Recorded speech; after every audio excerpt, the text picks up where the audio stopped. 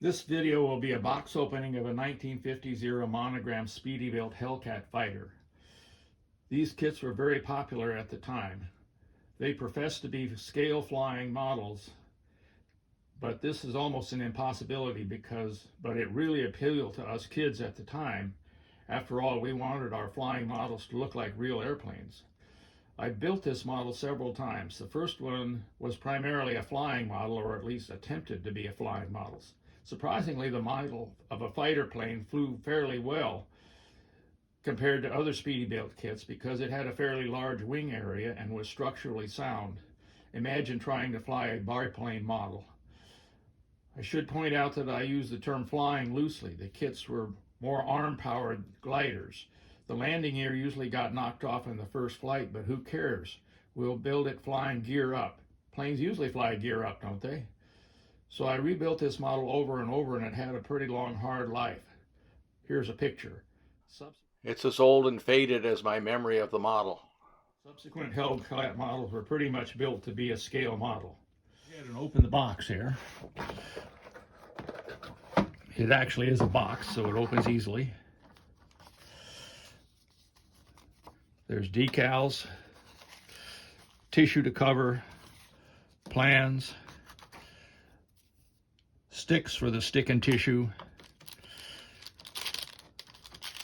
landing gear wheels and wires. Subsequent models had plastic landing gear struts. These are the wood structural parts. They're actually stamped out, so you don't have to cut them out.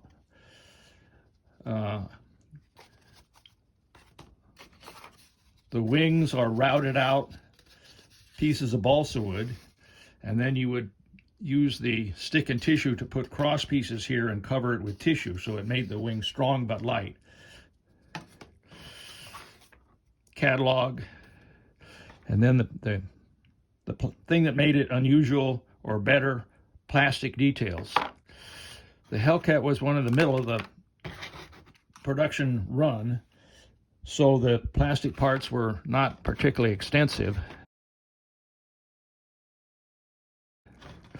You had your little piece of a pilot here. Also, these models came with what I would call a generic light plane propeller. This worked pretty well for most of the kits because they were light plane World War I planes or World War II trainers. But when it got to a Hellcat or a Mustang with a two-bladed prop, it just didn't look right. Later fighter planes had scale propellers. Here's a full layout. The plans were quite extensive. They gave a good side view with details and then step-by-step instructions on both the front and the back. The last panel of the instruction shows you how to set up the weight and balance of the airplane to fly it. A considerable part of the back of the plans was devoted to how to test fly and trim the airplane to get it to fly straight and not stall or dive. Here's a section of the catalog that came with the kit.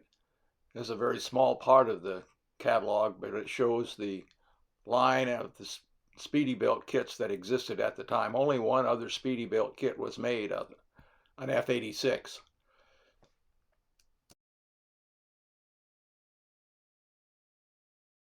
This is one side of the whole catalog. All the other models shown here are fully plastic models. So this was a period of transition from wood to plastic.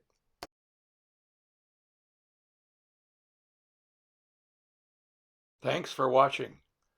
If you like this video, please give me a thumbs up and consider subscribing.